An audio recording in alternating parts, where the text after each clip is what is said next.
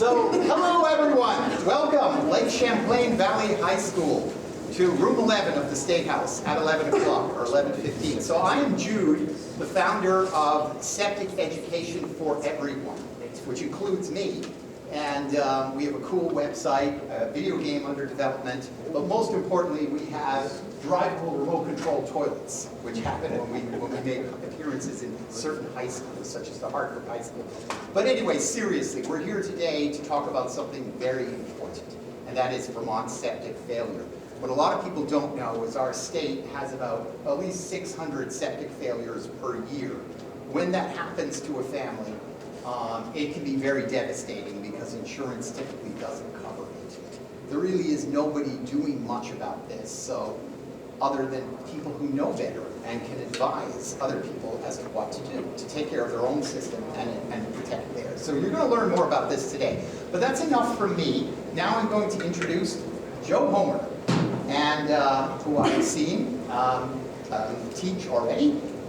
He recently retired after more than 33 years as the USDA National Resources Conservation Service, where he served as the state soil scientist. Say that 3 times quickly. State soil scientist. For New Hampshire. Okay. Joe has led soil mapping and wetland delineation efforts across New England, authored the soil survey reports for Grafton County and Coos County, and trained numerous federal, state, and private professionals throughout the region. He holds a degree in soil sciences and environmental conservation from the University of New Hampshire. Please join me in welcoming Joe Homer.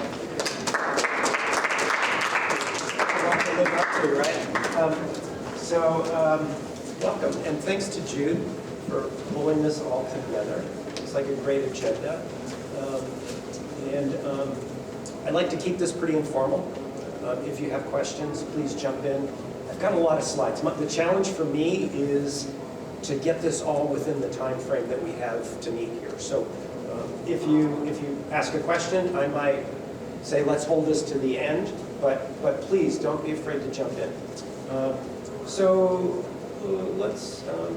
I worked as a soil scientist, and as a kid, I loved being outside. So as I got ready to transition from being a senior in high school to where was I going to go from here, I wanted to pick a career that would take me outside. So I kind of very quickly went from botany to forestry. And as a forestry student, I had to take a soils course. And actually, I got hooked. And what I realized was soils have a connection to botany, to forestry, to wildlife, to engineering, to hydrology. So working as a soil scientist for the federal government, for USDA, gave me a lot of contacts with those other disciplines. And I kind of lived the dream. When there wasn't snow on the ground, I was out beating around across the landscape, digging holes, collecting soils information, and I'll talk about that a little bit as we go. So a lot of you are getting ready to start your transition from high school to college. So hopefully this will give you a little bit of information on working in natural resources. So I'm going to touch on, this is just an overview of what I'm going to be talking on. Why are soils important? Where did our soils come from? Soil properties, and where can I get soils information? So let's not forget that the real purpose of our gathering today is to talk about safe septics and how they affect the environment. But I think having an understanding of soils it feeds right into septic design and safe operation of septic design. And your teacher, Ms. Heather, I don't know what you call her, but she mentioned that you've had a little bit of background on soils and soil properties. So I think I'm pretty good about reading audiences. If I click on slides and I see you kind of nodding your head and we don't need to talk about it, we'll move fairly quickly. So let's get started. So why is it important to have an understanding of soils? It's the source of all life. And usually I ask my audience, what are the 3 things, actually 5 things, but what are 3 things that we all need to survive? And one of them is food. Very quickly, what else do we need to survive? Water. Water, we'll talk about that in a second. What else? That's 2. Air. What's that? You said? Air. Air quality, absolutely, yes, absolutely. we've all got it on right now. Clothing, and where do we live? We build shelter. So food, clothing, shelter, those are the obvious ones. Most people don't think about oxygen. And there's only so much clean oxygen on the planet Earth. And we know that we breathe in oxygen, we exhale carbon dioxide, right? The trees take it in and convert it over to oxygen. So the soils help in that recycling of our oxygen. Just getting over a cold, so hopefully my voice holds up. The other one, and a lot of people don't always think about this, but the soil stores, filters, and recycles water. So again, recycling of our natural resources.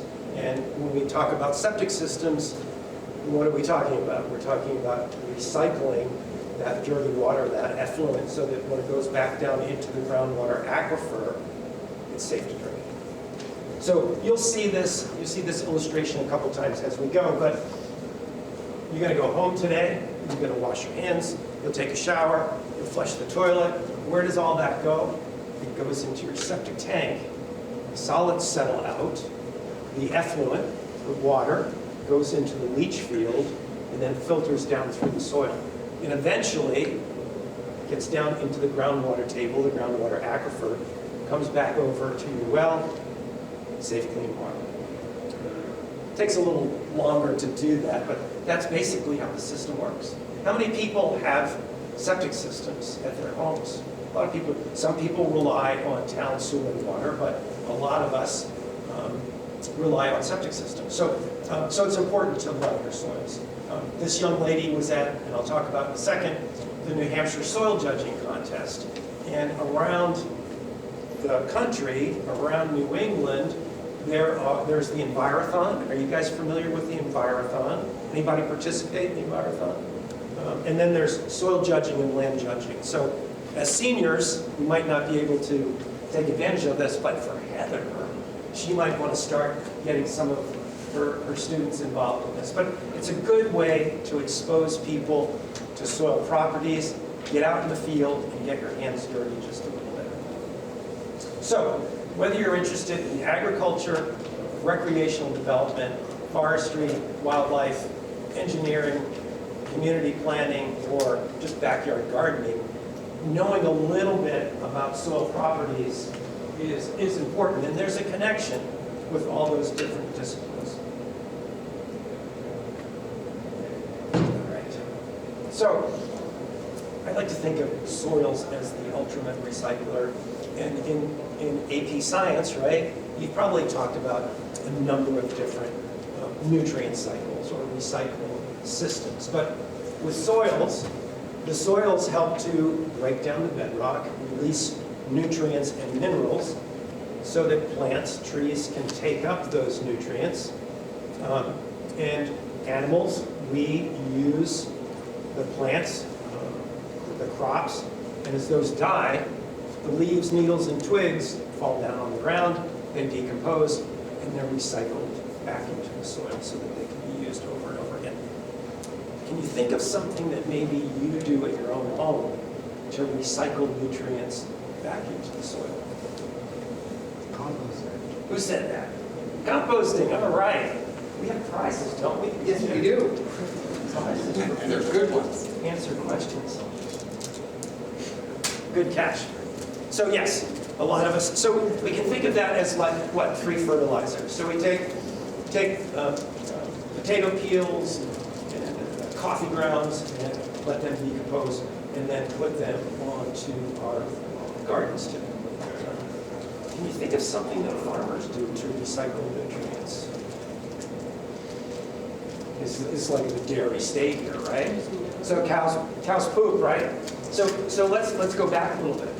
We grow corn from the soil. The cows eat the corn and the hay. They use that for food. We get milk. We get other things from the animals.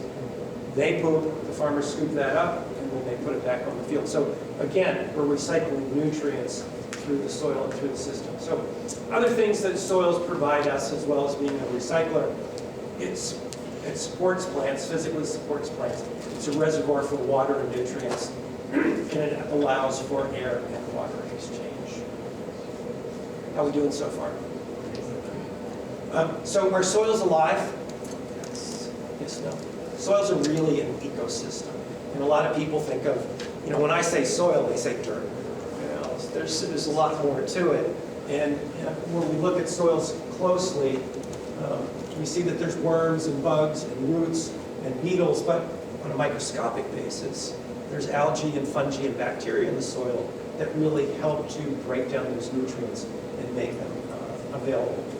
So I like to say that soil organisms provide ecosystem services that help us get those nutrients that plants need. So the microbes in the soil, the algae and the fungi and bacteria that most people really don't think about that much are hugely important, especially when we're talking about septic systems.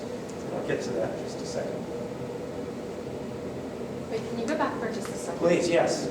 I'm just gonna remind you all of this stuff is things that will be on your final, right? It's like the whole course is coming back. Did you see on the left of that picture at the top there? The big one there. Yeah. Nitrogen fixing bacteria. Yeah. So thinking about that and thinking about like nitrification, and then if we think about also phosphorus being in the soils, like what then that leads to. Think about like this. Just make all those little connections. Thank you, Heather. I think you deserve a prize. Yes. All right. So, thank you for that. And please jump in. So,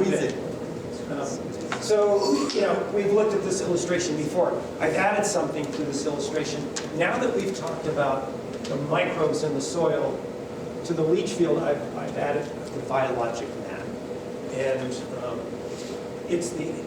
there's actually a mat that forms in the leach field that's made up of algae, fungi, and bacteria. And what do those guys do? They're eating all the nutrients that are in the effluent, so that as they're digesting that, and the wastewater works its way down through the different soil layers and eventually down into the water table and the groundwater aquifer. Pretty important stuff. It's a great system the way it works. So while we're talking about microorganisms, just a fun fact. I love when I'm doing field days for grade school kids. I have a teaspoon. I say, there are more microbes in this teaspoon of soil than there are people on the planet Earth. So the soil is alive. That's the point that I'm kind of trying to drive home. So, ever look at a beautiful landscape and wonder why pines grow where they do, and maples and oaks grow where they do? One of my colleagues, Bill Leake, that works for the Forest Service, came out with this publication. It's really a nice illustration that you should get online. It's available not as a hard copy, but as a PDF. But it's why trees grow where they do. And what Bill does is he really talks about different soil textures, different water tables, and he ties it into, in a natural setting, soil properties influence different tree species. So in a nice upland soil with good nutrients, we get sugar maples, and we get white ash, and we get yellow birch.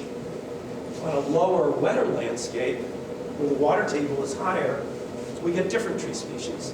And we typically get spruce, fir, and cedars on those wetter soils. So there's that connection. On ledgy sites, we tend to get spruce and beech. And in that publication, he goes into it a little bit more depth than I'm talking about. So there is that connection between trees and the soils and the soil properties. So where did our soils come from? Anybody have any ideas?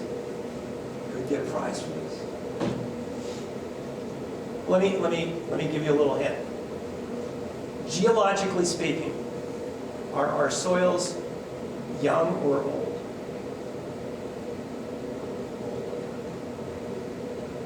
Come on. They're actually geologically very young. Okay. So who said young first? Everybody wants to fess up. Okay. So there's more prizes in there than I'll give out. So what did and yes, they are geologically young. So if we went back in time 20,000, 15,000 years ago, what would our landscape look like? A sheet of ice. Ice. Who said ice? I think we need a prize back there in the back row. What? Ice. There we go. Nice.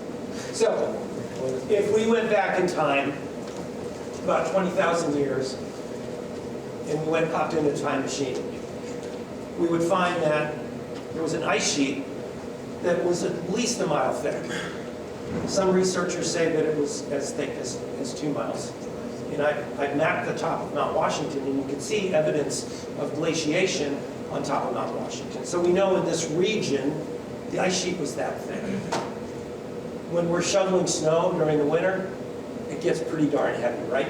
Imagine a mile-thick layer of snow and ice. And yes, the glacier moved from the northwest to the southeast. The southern terminus, the southern extent, was northern New Jersey, northern Pennsylvania, and that was where it stopped, dropped down into the Midwest. I think primarily because there's not a lot of mountains to stock in the Midwest. But we've been ice-free for about 12,000 years. So again, our soils are geologically young when we think about Georgia or Florida or Arizona, where there wasn't glaciation. So the weight of that snow mass actually compressed the land about 340 feet, give or take a couple feet. So and our land mass has been slowly rebounding over the last 12,000 years or so. And a lot of people, when they think of a glacier, they think it's nice, clean snow and ice, but it's actually very dirty. It contains a lot of abrasive stones, boulders, cobbles. The glacier was a bulldozer, and it just picked up anything that was in its path, and it incorporated that into the ice sheet, which I've got some shots in just a second. So that weight and the abrasive material rolling across the landscape really sculpted the landscape, and we see evidence of that today. So here we are, the climate's beginning to warm up, the glacier's beginning to melt, and instead of looking up at Mount Mansfield or Camel's Hump or the top of Mount Washington, we might be looking down at those summits from the top of the ice sheet. So as the climate warms up, the ice sheet is melting, all that water is being released down into what are now rivers. I like this shot because it really drives home how dirty glaciers really are. And that material either wastes out of the glacier and is deposited, or it's washed downstream and then later deposited. Another shot, ice is melting, the material in it's starting to waste out on the margins of this valley, and some of it is washed down in glacial rivers and later deposited as floodplains along our landscapes. One of the common features that we see, and this kind of ties into septic systems, because we use sand and gravel in our leach fields, but these are deposits of the meltwaters that washed down from the glaciers, the sands and gravels. And if we look at our current landscapes, one of the things that's very, very, very typical are these U-shaped valleys. So if you're in Vermont, we talk about gaps, right? Lincoln Gap, App Gap, Brandon Gap. In New Hampshire, we talk about notches, right? So Franconia Notch, Pinkham Notch. But these notches were carved out by the glacier as it rolled across the landscape. And we can see that these rounded features on the hillsides and the mountainsides, if we look at them carefully, we can see how the weight and the abrasive nature of the glacier smoothed these landscapes, but we see these scratches. And these striations are the way geologists map the direction of the glacier. So in this shot, they're angled northwest to southeast. Here, this kind of represents that the glaciers, they'll advance and recede, and advance and recede. So we see scratches in a bunch of different directions. So here we are, I say in my backyard, not really my backyard, but about 10 or 12 miles from my house. Have you ever been over to Brent Woods, Mount Washington, Crawford Notch? So I'm in Crawford Notch, and I'm standing either on Mount Tom or Mount Field, and I'm looking east towards Conway and Bartlett, and this is Crawford Notch. And look at those U-shaped valleys. Again, if you're driving up through Franconia Notch, if you're driving up through App Gap, Middlebury Gap, we see these U-shaped valleys. And if you, when I'm talking to adults, I say, put your beer goggles on. You're not old enough to drink beer. But if you squint a little bit and use your imagination, and we went back in time, this valley might look something like this, with the glacier moving through these valleys and sculpting the landscape. 10 minutes. Okay, so let's get into some basic soil properties. And I think I might be able to move through this kind of quick, because I think you've maybe covered some of this. All right. So, soil profile, have you looked at soil profiles? We talk about horizons or layers. In a very general way, we can talk about surface, subsoil, or substratum. But because you've studied this, you know that what's that first horizon we have at the surface? The O horizon, right? We have organic material. And typically we'll have an A horizon, our first mineral layer, but it's dark in color because it has a lot of organic matter. Some soils will have an E, and we get into our B horizons and our C horizons. Again, I'm moving through that pretty quick. Thank you for nodding that you know this stuff. So if we go out to the field and we dig a pit, a simple soil profile might look something like this. Thin O horizon, A horizon, B horizon, C horizon. Some of the sites that I work at, in fact, this is a site where I do workshops a lot. It's a forested site, but you can see this is a much more complex soil profile. So they're not always nice A, B, C. This happens to be an O1, so it has 2 organic layers. Excuse me.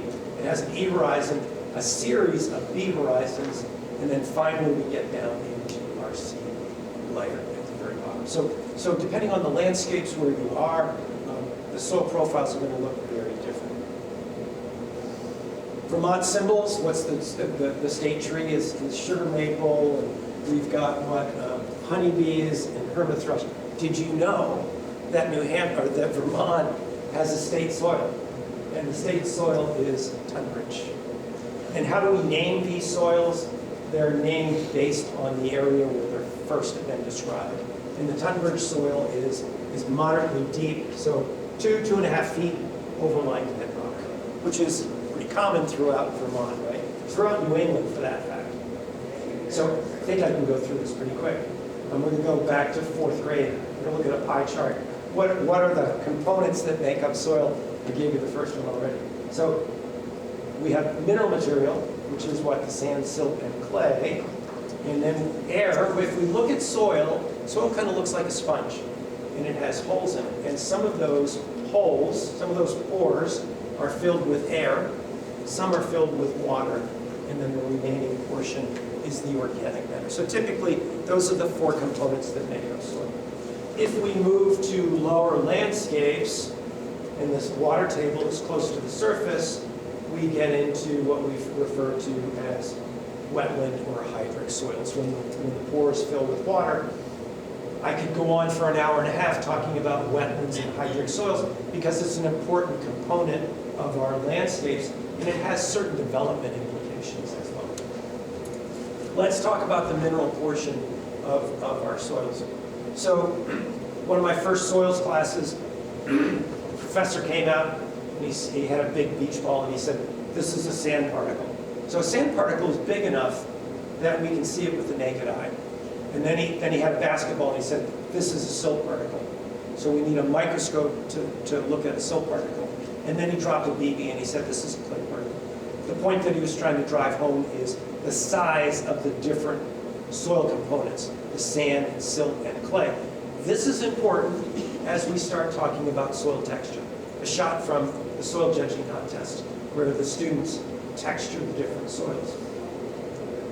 So field scientists, he or she, when they're in the field, one of the important things they do is they texture the soil to determine, is it sandy, is it silty, is it clayey? And one of the things that field scientists use, it's getting a little nerdy here, use the soil textural triangle. And what we see is on the bottom axis here, from 0 to 100, we're looking at the sand component, then we look at the silt component, and then we look at the clay component. So when Jude or other field people are out there determining texture, they're trying to figure out how much sand, silt, and clay. So Jude's out there and he says, okay, I think this is about 60% sand. So he's looking at his chart, and there's 60% sand, and he says, I think this is about 35% silt, and if my math is right, then that's about 5% clay. So that gives us a texture of sandy loam. And this is something that field scientists, they calibrate their fingers, and it's something that they work on, they develop throughout their career. So I like to talk about soil texture because especially when we're talking about septic systems, it affects the permeability of the soil. How fast rainwater, snow melt, how fast effluent works its way down through the soil. So a very simple chart here, looking at soil texture. So if we have a sandy soil and we pour water on it, it's going to move through very quickly. If we have a sandy loam, it's going to move through at a moderate rate. If we have clayey soils, over in the Champlain Valley, right, we've got a lot of clay in the Champlain Valley, the water's going to move through very slowly. So how does that impact septic systems? Well, rapid infiltration, the wastewater may move down so fast that we don't have proper filtering. So we may get water into the groundwater before it's been properly filtered. Moderate gives us enough time to get good filtering. Slow, typically what we have to do is overbuild the system to accommodate for the clay soil.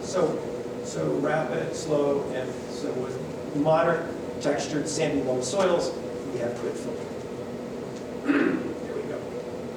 So again, this chart, you're going to go home, wash your hands, flush the toilet, goes into the septic tank, solids settle out.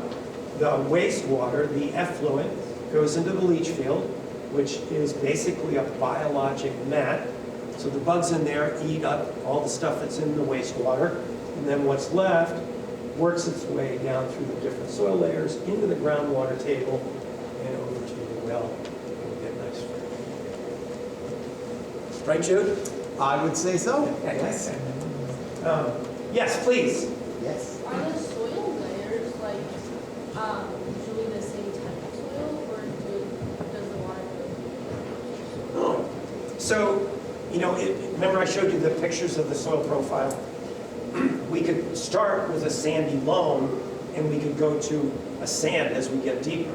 So it's going to move at different rates as it works its way down through the soil. Is that kind of what you're asking? Yeah, like I'm just wondering, does with the amount of soil that goes through, does it always get purified, or do different locations allows? So that's a great question. And there are rules and regulations. New Hampshire and Vermont are pretty consistent, but you build your system based on the texture of the soil, how fast or how slow the wastewater goes through the soil, based on the number of bedrooms, with the idea that scientifically it's been proven that by the time it goes through the leach field and starts working its way down, it's going to be purified. Does that answer your question? Please. Out of those regulations you just brought up, Yeah. are there any that the agency believes are outdated or less efficient? I think so. I think so. And it's a great question. I think we need a prize for that. I think what's happening is as New England gets developed and that there's more density as far as population goes, we're becoming more concerned about preserving water quality. I mean, that's when we talk about septic systems, we're really talking about water quality, right? So what worked 100 years ago when people had outhouses doesn't work anymore. When 75, 50 years ago, people would, from their house, they'd put a 55-gallon drum and they'd punch holes in it. It doesn't work anymore. So things are evolving, the science is evolving so that we can dispose of that wastewater safely and effectively. And different states are handling it a little bit different. I don't know whether Jude would agree with me, but I think in the mid-'80s, New Hampshire made a big move to increase the regulations to protect water quality. I think Vermont was just a little behind, but they're moving in that same direction. And that the whole thing is to preserve water quality. Because you don't want to turn on your tap and get tainted water, right? Yes? What do you do with the water you feel like goes through if it's not filtered? Well, the whole idea is, again, based on the textures of the soil, based on the design of the septic system, and the design is based on how many bedrooms do you have. So how much wastewater are you putting into the system? The whole idea is it's going to be filtered and clean by the time it gets down here. Does that answer your question? I mean, kind of. So like, there's like no instances where it's not filtered enough? Well, what commonly happens, let's assume that the septic design is adequate to filter out all the water, okay? Based on how much waste you're putting in there. What happens sometimes is that leach field can fail. So there's many ways that it could fail. What happens, and I think typically most people recommend that you pump out your septic tank, because this septic tank is going to fill up with solids. And if it fills up with solids, and the solids go into the leach field, it clogs the leach field. So you need to maintain that septic tank.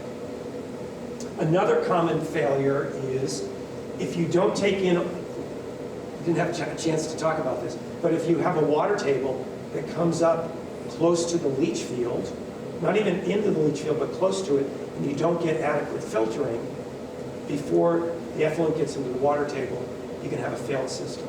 So in both New Hampshire and Vermont, there are regulations that say the bottom of your leach field needs to be so many feet above the seasonal high water table.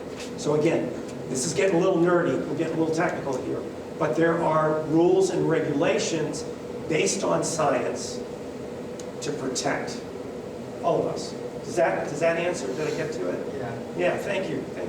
Yes? So you said that like our systems change over time based on like it used to be like an outhouse and now it's like this. Yeah. What's the process of changing over everyone's?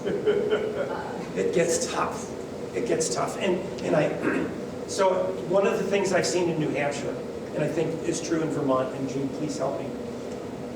So everybody wants to have a camp around the lake, right?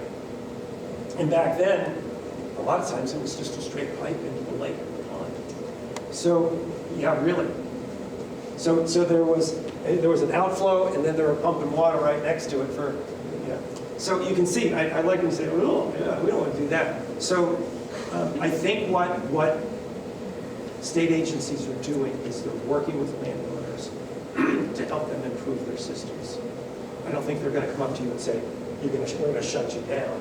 But they'll say, we would like to work with you. Because what happens when too many people, and a pond or a lake is a great example. What happens when you have a 200-acre lake, and then you have one camp, and then you have 5, and then you have 10, and then you have 200, and they're all have inadequate systems. What happens to the water quality of the lake? We get algae blooms, right? And we see that happening where? Right in your backyard in Lake Champlain, right? So I think state agencies are working with landowners, working with farmers too, to make sure that whatever is going into the lake has been adequately purified. Joe, I It's a can great add to that if you like. Yeah, please. Yeah, so on your side of the state, you have this gorgeous Lake Champlain, but if you go across east, we have the Connecticut River, once known as New England's most scenic sewer system. It was, so I'm on the Upper River Valley Subcommittee, so we're this sort of quasi-governmental organization that examines permits for anything being done within a 1/4 of a mile of the river. But generally, things are subject to greater scrutiny if they're on the Vermont side. So we're actually a bi-state agency, where we look at anything on both sides of the river, because the Connecticut River bounds out the 2 states. So it's just the other side of the state. So if you're in Vermont, and I know there's regulations in Vermont, anybody live on a farm or grow up on a farm? So if you have manure, there are regulations that say when you can and cannot spread the manure. They don't want you spreading manure on snow, because what happens when it melts? It goes right into the water source, whether it's the river or Lake Champlain. So as our states become more densely populated, we need to address those issues because it's impacting water quality. We are so lucky, unfortunately, my first job with the government was in New Mexico. I visit Montana and western states a lot. We are so fortunate to live here where we've got good water quality and adequate quantity. And we need to make sure we protect that. Heather, you're going to say something. It seems like there's a lot more mound systems being installed recently. So can you explain like where that is in that picture? Okay, good. So bear with me here. So here we've got the water table, and let's say the water table here is at 10 feet. But let's say that, what's your name? Emma, 10 years down the road, she buys a beautiful piece of property, and she says, I want to put the house there, and I want to put the swimming pool there, but when they get in there, and somebody like Jude comes in to design the septic system, they find that the water table is at 2 feet. But she really wants to have her house here. So you can just, it doesn't mean that you can't put your septic system there, but if the rules say, and this is a little arbitrary, but if the rules say the bottom of your bed, your leach field, needs to be 4 feet above seasonal high water table, what do? We bring fill in to get up above that water table and then build our septic system. So instead of having an in-ground system, we have a mound system. Does that mean it also then needs to have a pump? So then if you lose power, you don't have... Well, it could be. It could be. If it was upgrade, then yes. If it was sloping down, if the house was up here, and you had a mound system here, then it would be still gravity feed. Yeah. These are great questions. I wish I had 2 or 3 hours with you guys. This is really good. Okay, let me. Sorry, you might have another 20 minutes. The secretary of the Agency for Natural Resources may or may not make it. She could be on the way. I talked to her. The secretary has a secretary. I talked to her secretary, and we think she's on the way. But in the meantime, let's chat and ask questions. So we know who's most important here, right? The secretary? No, the guy. Right now, until she comes. Well, we don't worry. Okay, let's keep moving. Thank you for the questions. These are really good. I hate to just stand up here and lecture to you, so the questions have been great. So I really didn't want to talk a lot about chemistry. You probably talked a little bit about chemistry, right? So the only thing I'm going to talk about chemistry-wise is pH and nutrient status. So you all know that we're looking at how acidic something is, or how basic or sweet it is, and typically we think of, a neutral pH is what? Somewhere between 6.5 and 7. Does the pH of the soil affect how plants grow? Absolutely, absolutely. So this chart here shows different things that we see in the soil. Fungi, bacteria, nitrogen, calcium, magnesium, phosphorus. So at a neutral pH, or something close to neutral, let's pick nitrogen. That's a good one because all plants need that one. Let's see if I do that. Yeah, so nitrogen. So at a neutral pH, all the nitrogen that's in the soil is available for plants. But as the pH is lower, it's not available. It's locked up. And in most of Vermont, the soils tend to be a little bit sweeter. They tend to be a little bit closer to neutral pH.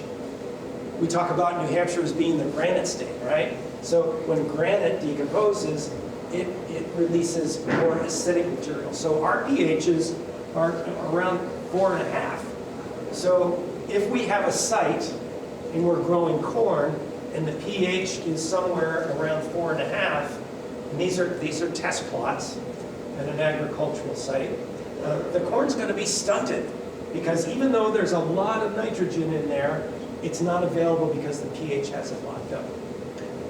Now, if we go back here to this other test plot, and the pH there is close to neutral, about 6.5, we're going to have nice, tall corn, and we're going to have good crop production. So, how can we go from here to here in our farm fields? And I'll give you a hint. What's the most common commercial fertilizer? Because when I say what's the most common fertilizer, most people say manure. You know, and that's true.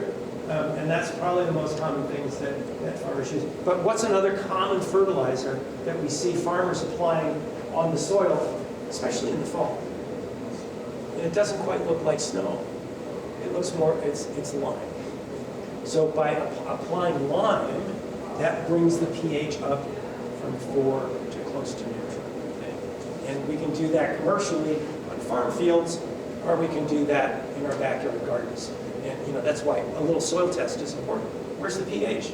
Because again, the reason that people back in the pioneer times moved out west or the Midwest wasn't because our soils were infertile.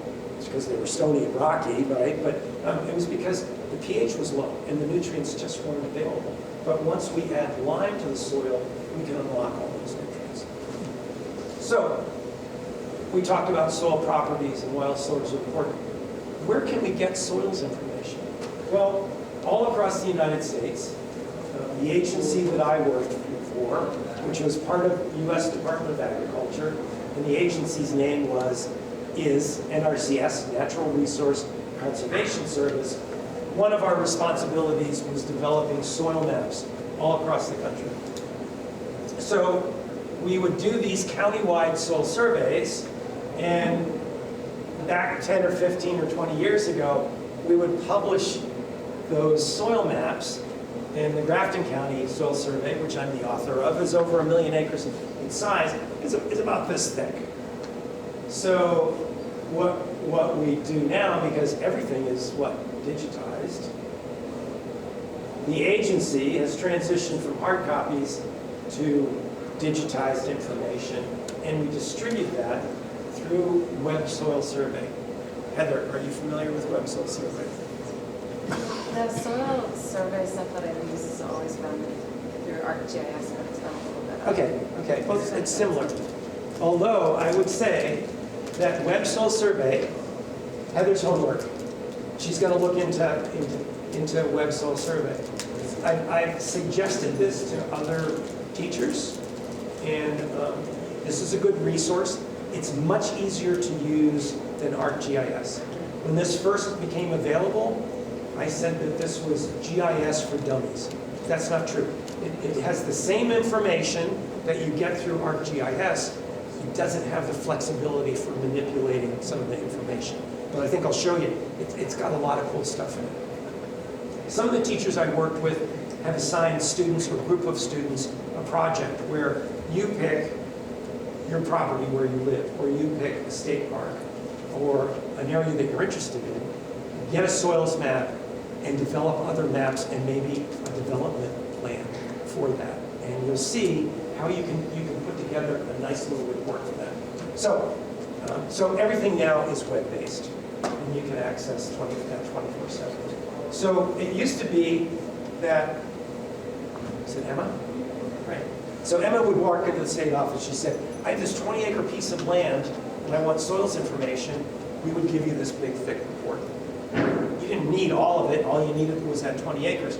So now with Web Soil Survey, you can go in and develop a soil report just for that area that you're interested in, and something that you and your classes might be able to work on. So very easy to use. And for you folks that have grown up in the computer world, this would be just like this. But basically, there's 4 steps. It's explained here. There's also how to get started. If we had more time, I'd step through this a little bit more, but basically, we hit the start button and we get a map of the United States. And how do we zoom in to Vermont? Well, there's a couple ways you can do it. We can go to state and county. In this example, there's a drop-down menu. We pick New Hampshire, we pick the county. We could do the same thing for Vermont. You hit view, and it's going to take you right to Grafton County. Actually, there's a new feature that's been added that I think works a little bit nicer, where you can go in and you can use quick navigation and you can put in an address. So I put in my address there, and I hit view, and it takes you right to my house. So you can quickly navigate to an area. Well, what do you do after you get to the general area? So to find Emma's place that she wants to live, she might go, and I'll show you in a second, you go click, click, click, click, click, and you develop an area of interest, your area of interest, your area of interest there. I'm moving around different slides here a little bit. So, and we can use drawing tools to create your area of interest, and it's kind of like stretching a rubber band. You go click, click, click, click, click, click, double click to end, and this is the easiest way I could illustrate it. But you click around the property boundaries. You could just go click, click, click, click, click, and draw a square. That works fine, but you can be a little bit more precise. And then you click on soil map, and you click on soil map, and it gives you the soil map for that property. It's going to give you those symbols refer to soil types. So it's going to give you the symbol, the soil type, the number of acres on that parcel, and the percent that it occupies on that parcel. So already we've got a soils map. And most of the consultants that I work with throughout the region, one of the first things they do is get a soils map before they even go into the field. And it gives them some idea of what they're going to run into in the field. Let's see. So we can also develop a bunch of different interpretive maps. We could develop a drainage class map. Is the water table at 6 feet, or is the water table at 2 feet? Because Emma might need to, Emma might need to have a raised bed or a mound system. So drainage class map could be very important as you start looking at a piece of property. We click on legend, it's going to tell us that the yellows and the reds are the upland soils, and the blues are the more poorly drained soils, or the wetter soils with the water table. Farmland classification. There's prime, state, and locally important farmland. Just an example of some of the different maps. Flooding. Has flooding been an issue in Vermont recently? Heck yes. No, hell yes. It's been a real concern. So if you were going to go in and look at a piece of property, wouldn't it be nice to know that where the flooding occurs? Because we can identify soil, where the floodplain is based on soil properties. So again, this is giving you information to put into a report for a client or for a project. So that's our drainage class map. When we're done, and there are many, many different interpretive maps. Heather's homework is she's going to go in and she's going to open up all these different applications and see what ones you might want to use. You go to shopping cart, and that will take you to the report that you've developed for your piece of property, for your area of interest. So, whether we're high school students, this was at one of the soil judging contests, whether you're professionals working in the field, whether you're working with landowners or with people in the White Mountain National Forest, we all need soils information. So, you guys have been very patient. I appreciate your questions. They've been very, very good. And I don't think I put anybody to sleep, or at least Nope. great. I have a question. Yeah. Unless anyone else. So you mentioned that there's, about as many organisms in a teaspoonful of soil as there are people on Earth, so over 8 billion or something like that, in just one teaspoon. So, I mean, just thinking of all the particles of soil that there are on Earth, that'd be a pretty big number, wouldn't it? Yeah. Are there more soil particles or So that was our greater, teaspoon. a greater number of total soil particles on Earth than the stars in the sky? Oh my gosh. I'm going to be lying. why? I'm going to be laying in bed tonight. And what does pondering everyone that else question. think? You know, some of these fun facts that I threw out. You know, when I talked about the percentages, what makes up a soil, that's kind of an average, right?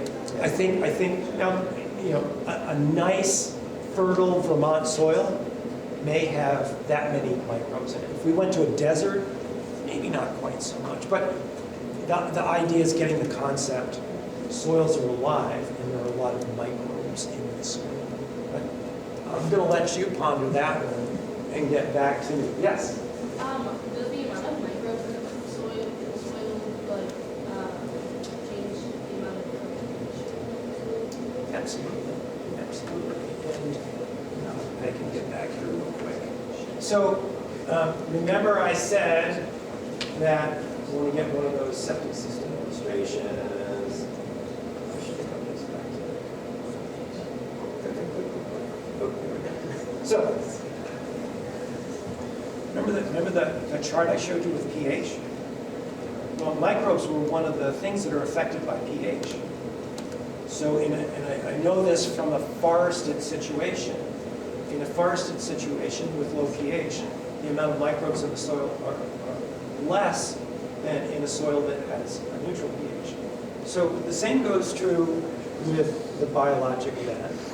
And if you went to visit a site and Jude was installing a septic system, you'd see the tank, you'd see the pipe going to a leach field. Sorry, Joe, I have to comment on you. I'm actually not a licensed. Well, when he is a licensed installer. Thank you. So the leach field might be this big. So maybe for a 2-bedroom home on a nice sandy loam soil, the leach field might be this big.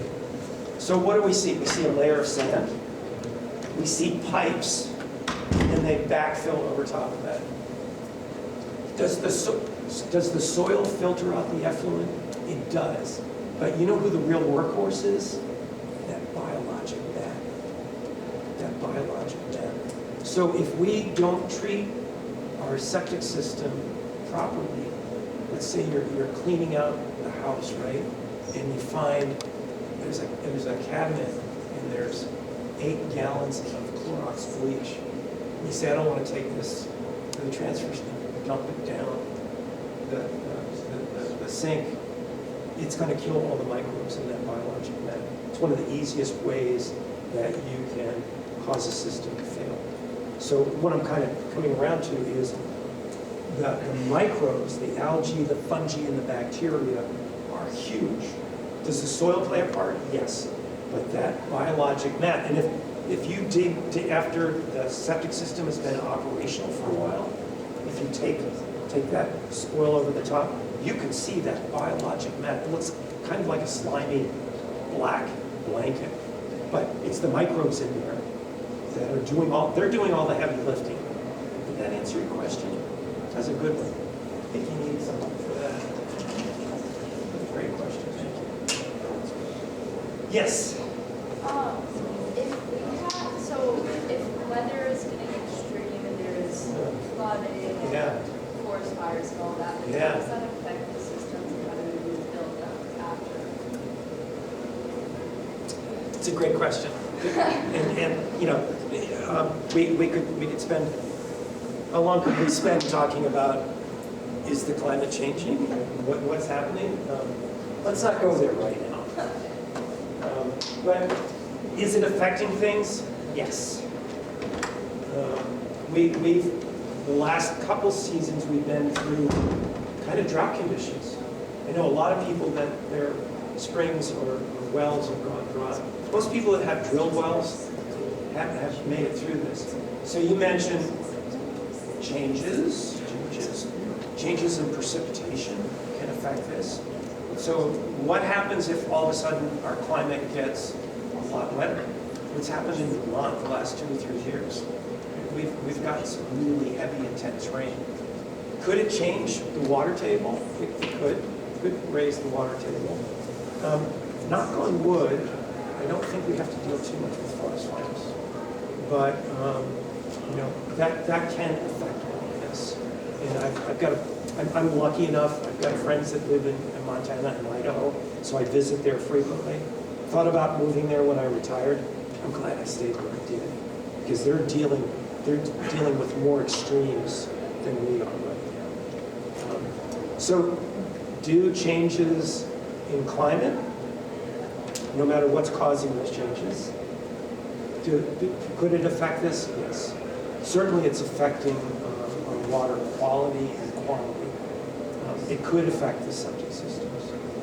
Joe, but 2 minutes. But there are a lot of things that you have to be careful with your septic system, and we don't want to put bleach or paint or things like that. And there's more to talk about. But you had a question. Yeah, you guys are obviously very passionate about soil. I'm a nerd. I'm a soil nerd. How might your average Joe, like, who doesn't care all that much about soil, what are the incentives for them to take care of the soil on their property and their community? Like, if this is costly, what are the incentives for that, and how It's a great question, and we can talk about this a lot. You know, from a landowner standpoint, you know, what does it cost to if you don't take care of the system? I mean, just to throw out some numbers, an easy system might cost $10,000 to install. If you have a failed system and have to rebuild it, the incentive is we want to treat the system well so it lasts for 30, 40, 50 years.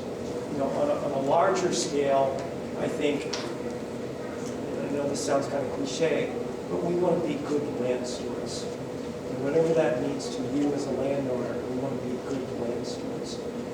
So that's where the incentive is. So there are state and federal programs that will cost share with a landowner to help them be good stewards, and will help them financially to do good things. Did I answer your question? Yeah. It's a tough one. We spend a lot of time talking about that. So, do you have a wrap-up line? Okay. So I didn't come prepared with a wrap-up line, but here it is. So hopefully, and it's great that you're in an AP Science class. And, it sounds like you've touched on a lot of cool things. And so I used to think soils was the silver bullet. In a way, it is, but it's a great knowing something about soils is a tool that you need to have in your toolbox. And whether you go on to be a soil scientist, a wildlife biologist, a hydrologist, an engineer, or just a landowner, knowing something about your soils and the soil properties is going to be important to you. And my goal today was to hit some of the high points. When I use a lot of these slides, when I teach professionals, and many of these slides, I can spend 5 minutes, 10 minutes, 20 minutes just talking about individual slides. So hopefully it's getting the wheels turning. I want to hear back from Jude about the number of microbes versus the number of stars in the universe. But that hopefully you're getting just a little nerdy about soils. So thank you for your questions. It's been really fun for me. So thank you so much.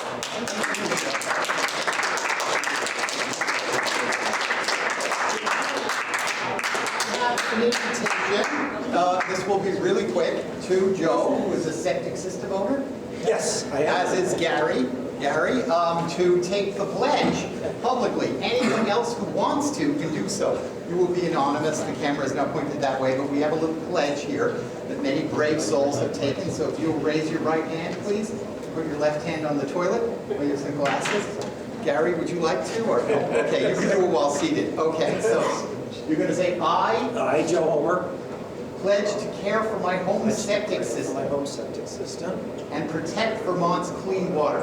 and protect New Hampshire and Vermont's clean water. Okay, I will do this I we'll do this through regular maintenance, through regular maintenance. I can tell you about that. inspecting and pumping my septic system Don't do as that. recommended, Inspecting and pumping my septic system as Safe. recommended. safe disposal, Safe disposal. never flushing harmful chemicals, Never.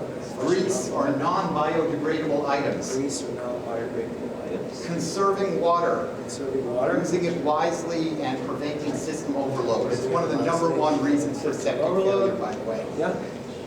Protecting my drain field. Protecting my drain field. Try Absolutely. not to park heavy equipment on it. Don't plant deep-rooted plants on top of your drain field, for example. And education and awareness, sharing knowledge about septic safety. I think Joe will do that. And with family and neighbors. With family members. By taking this pledge, By taking this pledge, I affirm my role in preserving New Hampshire and Vermont's natural resources, I affirm my role in preserving New Hampshire and Vermont resources, protecting public health, protecting public health, and ensuring my septic system functions safely for years and years to ensuring the come. septic system functions safely for years to come. Thank you, And Joe. I'm going to flush the toilet. Yes, exactly.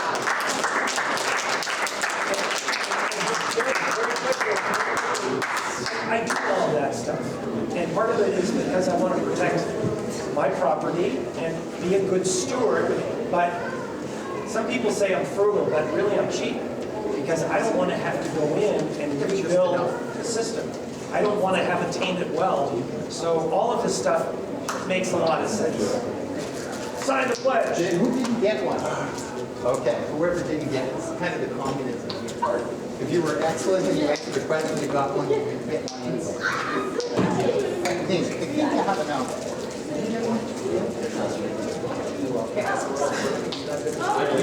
You're that's good, honest man. You got it. I don't want you to feel like I was picking on you.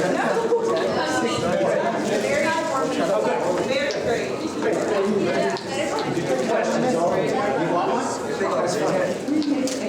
All right. You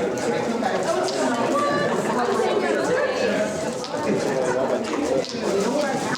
In case someone get one, I've got a yellow.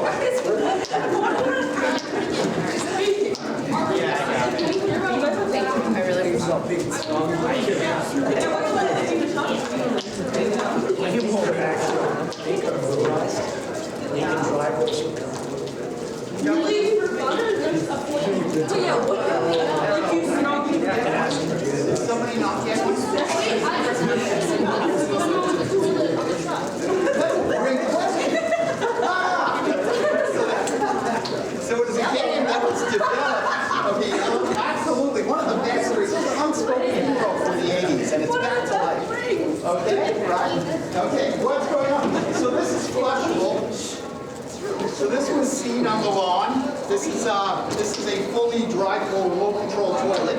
You've seen it before, and it's part of a game that we do called Septic Knockout. And in it, your team will build a vertical septic system.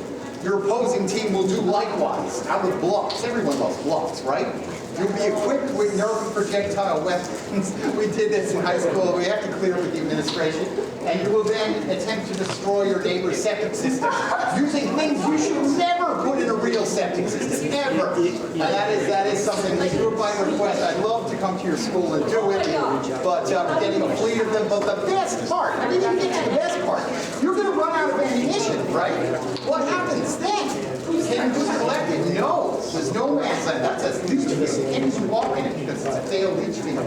You have to collect it using these remote control toilets and convey it back to your teammates. Septic Knockout, a Vermont original. Anyway, thank you for the question. Yes. So thank you. So nice to meet you. You are our future. You didn't get my slideshow. That's okay. Maybe another day. But Joe is a brilliant man and he knows a lot more than I do. So thank you for coming. What kind of sciences do you study? Advanced AP Environmental Studies. Okay. We put the mental in environmental.